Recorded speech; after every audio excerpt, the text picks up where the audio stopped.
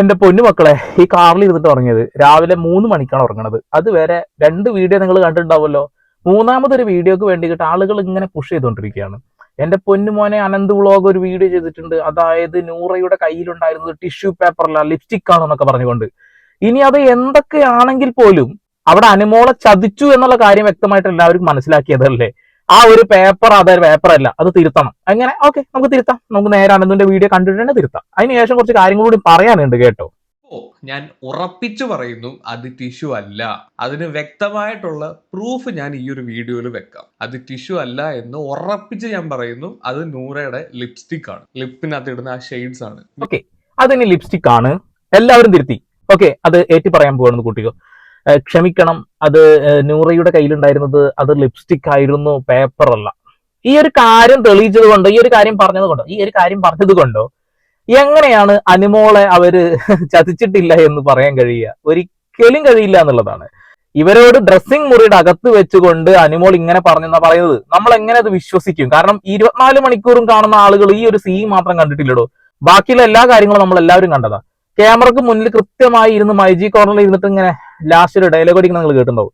അവളുടെ നമ്പറാണ് വന്നത്. അവളുടെ നമ്പറിൽ വിളിച്ചിട്ട് നമ്പർ ചേച്ചിയുടെ അടുത്ത് നിന്ന് വാങ്ങിയിട്ട് വിളിച്ച് പറയാം, ഇവിടെ അക്ബറിനെ വേറെ കുറച്ച് ആൾക്കാരെയൊക്കെ വൈറ്റ് വാഷ് ചെയ്യുന്നുണ്ട്, അത് വിളിച്ച് പറഞ്ഞിട്ട് വേണ്ടത് ചെയ്യണം എന്ന് പറയണം എന്നാണ് അവള് പറഞ്ഞത് അല്ലേ? അതെ. തുടർന്ന് കാണാം അനന്ത് ചേട്ടായി എന്തോ പറയുന്നു. ഈ നൂറ ഈ ഒരു ടിഷ്യൂ എടുത്തോണ്ട് പോകുന്ന ആ വീഡിയോ കാണാം, എന്നിട്ട് നമുക്ക് അതിനെപ്പറ്റി സംസാരിക്കാം. ഓക്കെ, ഇതാണ് ആ ഒരു വീഡിയോ. ഈ വീഡിയോയ്ക്കകത്ത് നൂറയുടെ കയ്യിലോട്ട് സൂക്ഷിച്ച് നോക്കുവാണെങ്കിൽ എന്തോ ഒരു ഉരുണ്ട ബോൾ പോലത്തെ ഒരു സാധനമാണ് കയ്യിലിരിക്കുന്നത്. അതിന്റെ ഹെഡ് ഉണ്ട്, അതിന്റെ ഒരു ക്യാപ്പ് ഉണ്ട്. ആ ക്യാപ്പ് ഏതാണ്ട് ഉരുണ്ടിരിക്കുകയാണ്, കയ്യിൽ ഇങ്ങനെ ഹോൾഡ് ചെയ്ത് വെച്ചേക്കാണ്. ആ കയ്യിലിരിക്കാവുന്നത്രേ ഉള്ളൂ, കൈയുടെ പുറത്തോട്ടൊന്നും പോയിട്ടില്ല. വളരെ വ്യക്തമായിട്ട് തന്നെ നിങ്ങൾക്ക് നോക്കിക്കഴിഞ്ഞാൽ മനസ്സിലാവും അതിൻ്റെ ഒരു ഹെഡ് ഉണ്ട്. കൃത്യമായിട്ട് ഇതിനകത്ത് കാണുന്നുണ്ടല്ലോ അല്ലേ, ഒരു ഹെഡ് ഉണ്ട്. ഒന്നുകൂടെ സൂം ചെയ്ത് നോക്കിയാണ്ട് ഒരു ഉണ്ട അതിന്റെ അറ്റത്തുണ്ട്. ഇനി ആ വീഡിയോ ഒന്നുകൂടെ ഞാൻ പ്ലേ ചെയ്യാം. നമ്മൾ കണ്ട് നോക്കുമ്പോൾ നൂറ് താണ്ട് ആ കയ്യിലെ ആ ക്യാപ്പ് ഒന്ന് ടൈറ്റ് ആക്കുന്നുണ്ട്, കണ്ടോ? അതിന്റെ ആ ഒരു ക്യാപ്പ് ടൈറ്റ് ആക്കുന്നുണ്ട്. ആ ടൈറ്റ് ആക്കുന്ന കണ്ടപ്പോഴാണ് എനിക്കൊരു ഡൗട്ട് അടിച്ചത്. ഓക്കെ, ടിഷ്യൂ ആണെങ്കിൽ അങ്ങനെ ഒരു തിരിക്കത്തില്ലല്ലോ, തിരിച്ചു കഴിഞ്ഞാൽ ടിഷ്യൂ കീറിപ്പോവില്ലേ? അന്നേരമാണ് എനിക്കത് മനസ്സിലായത്, എന്തോ ഒരു ട്യൂബോ സംതിങ് എന്തോ ആണ്. ഓക്കെ, അത് ലിപ്സ്റ്റിക് ആണ്, ഞങ്ങൾ സമ്മതിച്ചു. എന്തിനാണ് ഇത് ഒളിപ്പിച്ച് വെച്ച് പോകുന്നത്? കൃത്യമായ സമയത്ത് തന്നെ ആ ഒരു സാധനം പുറത്തേക്ക് വന്നു എന്നുള്ളതാണ് ഇത് ഒളിപ്പിച്ചു വെക്കുന്നു. അതായത് ടിഷ്യൂ പേപ്പർ ഇവരുടെ കയ്യിൽ മൊബൈൽ നമ്പർ എഴുതി കൊടുത്തു എന്ന് പറയുന്നത്. നല്ല ആത്മാർത്ഥ സുഹൃത്തുക്കളാണ് എങ്കിൽ അത് വാങ്ങി വെക്കുക എന്നല്ലാതെ അത് എടുത്ത് കളയോ, വലിച്ചെറിയോ? അവിടെ തന്നെ ഉണ്ടല്ലോ ഒരു ചതിയുടെ ഒരു വിളയാട്ടം. ഇതൊക്കെ തന്നെയല്ലേ ജനങ്ങൾ ചൂണ്ടിക്കാണിച്ചിട്ടുള്ളത്. ആദിലയും നൂറയും അനുമോളുടെയും ഫ്രണ്ട്ഷിപ്പ് പക്ക ഉടായ്പായിരുന്നു, എല്ലാവർക്കും അറിയാം. അങ്ങോട്ടും ഇങ്ങോട്ടൊക്കെ നന്നായിട്ട് ചളി വാരി എറിഞ്ഞിരുന്നു. നിങ്ങൾ അവിടുന്ന് ചെയ്തു കൂട്ടിയ കാര്യങ്ങൾ എന്താണെന്ന് നിങ്ങൾക്ക് പോലും ഓർമ്മയുണ്ടാവില്ല. പക്ഷെ ലൈവ് കണ്ട ഞങ്ങൾക്ക് വ്യക്തമായ ധാരണയുണ്ട്. എപ്പിസോഡ് പോയിട്ട് നിങ്ങൾ ഇനി തെരഞ്ഞു നോക്കിയാൽ ഒന്നും കാണാൻ കഴിയില്ല എന്നുള്ളതാണ്. അവിടെ കൃത്യമായി എഡിറ്റഡ് വേർഷൻ ആയിട്ട് വന്നുള്ളത്. എന്നാലും പലതും അടിപൊളിയായിട്ട് കുറെ കാര്യങ്ങൾ പുറത്തു വന്നിട്ടുണ്ട് എന്നുള്ളതാണ്. ഇവിടെ എത്ര വെള്ളം പൂച്ചിട്ടും കാര്യമില്ല. ഓക്കെ, അത് ടിഷ്യൂ പേപ്പർ അല്ല, പകരം അതെന്താണ്, ലിപ്സ്റ്റിക് ആണ്, സമ്മതിച്ചു. അങ്ങനെ ഒരു കാര്യം തെളിയിച്ചു എന്ന് കരുതിക്കൊണ്ട് ഇവിടെ ഒന്നും മാറാനൊന്നും പോകുന്നില്ല. ഇവിടെ അനുമോളുടെ കൂടെ നിന്നുകൊണ്ട് അനുമോളുടെ എതിരെ നിന്നിട്ടുണ്ട് ഇവര്. അതേപോലെ തിരിച്ചു നടന്നിട്ടുണ്ട് എന്നുള്ളതാണ്. ആ ഒരു ബാത്റൂം ഏരിയയിൽ വെച്ച് ഇവർ പറഞ്ഞ കാര്യം എല്ലാവർക്കും അറിയാലോ. ഈ ഒരു ബിൻസിയുടെ വിഷയത്തിൽ പോലും ഇവർക്ക് പങ്കുണ്ട്. എന്നിട്ട് മൊത്തം അനുമോളുടെ തലയിലേക്ക് ഇട്ടു. നിങ്ങൾ നല്ല സുഹൃത്താണെന്നുണ്ടെങ്കിൽ സോറി ഞാനും അതിലുണ്ടായിരുന്നു എന്ന് പറയുന്നതിന് പകരമാണ് ഇവർ ആ ഒരു രീതി പറഞ്ഞു. ഇന്നലെ നൂറ പറഞ്ഞത് നിങ്ങൾ കേട്ടില്ല, അത് ചേച്ചിയുടെ നമ്പറാണ് എഴുതി തന്നത് എന്നുള്ളത്. അതിന്റെ അപ്പുറത്തേക്ക് ഞാൻ PR കൊണ്ട് ചെയ്യിക്കാൻ പറഞ്ഞിട്ടുണ്ടോ എന്നുള്ള ഒരു കാര്യം പറയുമ്പോ എനിക്കത് അറിയില്ല എന്നെങ്ങനെയാ നിങ്ങൾ പറയുക? അതിലെ നിങ്ങൾ എടുത്തിരുന്ന് സംസാരിക്കണം, ഞങ്ങൾ കേട്ടതാണല്ലോ.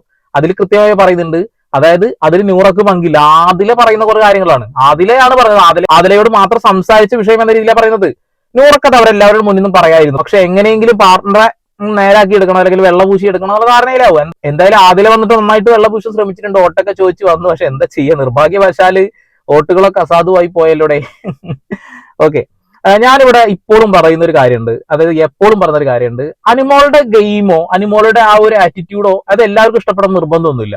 എനിക്ക് അനീഷേട്ടൻ ജയിക്കണം എന്ന ആഗ്രഹം വന്നത് എന്തുകൊണ്ടാന്ന് വെച്ചിട്ടുണ്ടെങ്കിൽ, ഒന്ന് സാധാരണക്കാരനാണ് എന്നുള്ള പട്ടം തന്നെയാണ്. ഒരു സാധാരണക്കാരൻ, ഒരു മനുഷ്യനും അറിയാത്ത, നമ്മളൊന്നും ഒരിക്കലും അറിയാത്ത ഒരു മനുഷ്യൻ ഇത്രയും നാൾ അവിടെ പിടിച്ചു നിന്ന് ഫൈനൽ വരെ എത്തിയിട്ടുണ്ടെന്നുണ്ടെങ്കിൽ അത് അയാളുടെ നേട്ടമാണ്.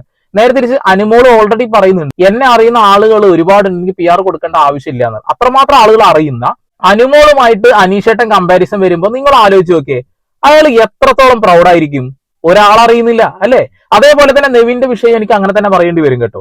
നെവിനെയും വല്ലാണ്ട് ആൾക്കാർക്ക് അറിയില്ലായിരുന്നു എന്നുള്ളതാണ്. ഇപ്പോഴല്ല അയാളുടെ കുറെ റീൽസ് നമ്മൾ കുത്തിപ്പോക്കുന്നത്.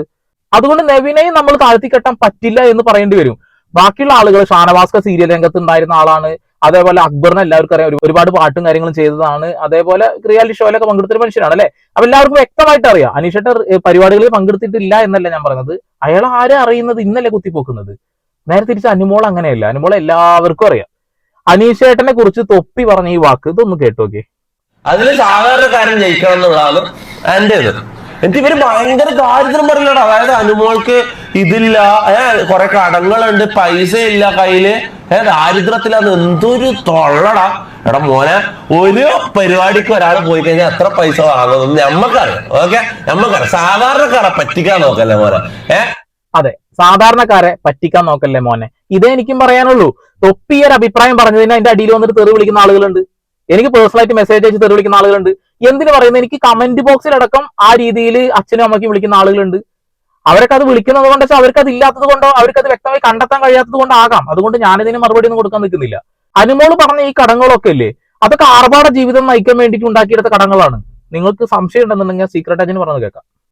2 കാറാ, ഇത്ര ദാരിദ്ര്യവും പറഞ്ഞ്, ഇത്ര ലോണിന്റെ കണക്കും പറഞ്ഞ്, സെൽട്ടോസ് പൈസ മുറുക്കി ചെലവാക്കുന്ന ആളാണ് അനുമോൾ എന്ന് പറഞ്ഞത്. അതായത് ട്രെയിനിലും ബസ്സിലും വരെ യാത്ര ചെയ്ത് ചാണകം മെഴുകി വീട്ടിൽ കിടക്കുന്ന അനുമോള് എടുത്തത് സെൽട്ടോസിന്റെ 17 ലക്ഷമുള്ള പെട്രോൾ 7 DCT. ഏതെങ്കിലും ബുദ്ധിയുള്ള ഒരാൾ പോയിട്ട് അത് എടുക്കൂ? മൈലേജ് പറഞ്ഞ സാധനം ആ വണ്ടിക്ക് ഉണ്ടോ? എന്നിട്ട് എന്ത് ചെയ്ത് ആ കാറ് 18 ലക്ഷത്തിന് മേടിച്ച് വീട്ടിലിട്ടിട്ട് അപ്പുറത്തെ ആൾട്ടോയിൽ പോയി കിടക്കുന്നത്. അപ്പോൾ 2 കാറും സ്കൂട്ടറും സ്വന്തമായി വീടുള്ള ഒരാളാണ് ഈ ദാരിദ്ര്യം പറഞ്ഞുകൊണ്ടിരിക്കുന്നത്. ആൾട്ടോ കാർ സാധാരണക്കാരന്റെ കാറാണെങ്കിൽ നമുക്ക് പറയാം. നേരെ തിരിച്ച് മറ്റേ കാറിന്റെ വിലയുള്ള 17-18 ലക്ഷം രൂപയുടെ കാറാണ്. ഇത് ആർഭാട ജീവിതം നയിക്കാൻ വേണ്ടിയിട്ട് അവർ വാങ്ങിയെടുത്തിട്ടുള്ള കടങ്ങളാണ് എന്ന കാര്യം നിങ്ങൾ മനസ്സിലാക്കണം. അതുപോലെ തന്നെ അവരുടെ ഫാമിലിയിൽ തന്നെ ഗവൺമെന്റ് ജീവനക്കാരി ആയിട്ടുള്ള ആളുകളുണ്ട് അല്ലെ. അപ്പൊ അവരെല്ലാവരും ചേർന്നുകൊണ്ട് തന്നെ അവർക്ക് ഈ ലോൺ അടച്ചു തീർക്കാൻ വലിയ ബുദ്ധിമുട്ടൊന്നുമില്ല. പക്ഷെ ഈ ഒരു ഗെയിം ഷോയിൽ വന്നിട്ട് ഈ ഒരു കാര്യം പറഞ്ഞ് വോട്ട് ചോദിക്കേണ്ട ആവശ്യം എന്താണെന്നുള്ളതാ. 50 ലക്ഷത്തിന്റെ അടുത്ത്, ഏകദേശം 43-44 ലക്ഷം രൂപ കിട്ടുന്ന ഒരു പരിപാടിയാണല്ലോ അല്ലെ. അതായത് ഒരു ഉദ്ഘാടനത്തിന് പോയാൽ തന്നെ ലക്ഷങ്ങൾ വാങ്ങുന്ന, സീരിയൽ അഭിനയിച്ച് ഒരുപാട് പണം വാങ്ങുന്ന, പ്രോഗ്രാമുകളിലും ഇന്റർവ്യൂകളിലൊക്കെ പോകുമ്പോൾ അവർക്ക് ഒരുപാട് പണം കിട്ടുന്നുണ്ട്. ഈ സാധാരണക്കാരായിട്ടുള്ള ആളുകൾക്ക് എന്ത് കിട്ടുന്നുണ്ടെന്ന് നിങ്ങൾ പറയുന്നേ? ഇപ്പൊ അനീഷേട്ടൻ പണത്തിന്റെ മുകളിൽ കമിഴ്ന്ന് അടിച്ച് മലന്ന് പിടിച്ച് കിടക്കുന്ന ഒരാളൊന്നല്ല. അതുകൊണ്ട് നമുക്ക് അനീഷേട്ടനെ കമ്പയർ ചെയ്യേണ്ട കാര്യമില്ല. പക്ഷെ പറയേണ്ടി വരികയാണ് ഇവിടെ.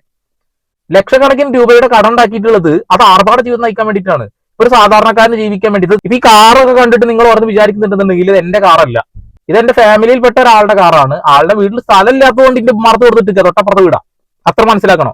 അപ്പൊ ഈ ലക്ഷങ്ങളുടെ കണക്കൊക്കെ പറഞ്ഞുകൊണ്ട് വോട്ട് ചോദിക്കുമ്പോ എനിക്ക് നാണമില്ല എന്നേ ചോദിക്കാനുള്ളൂ.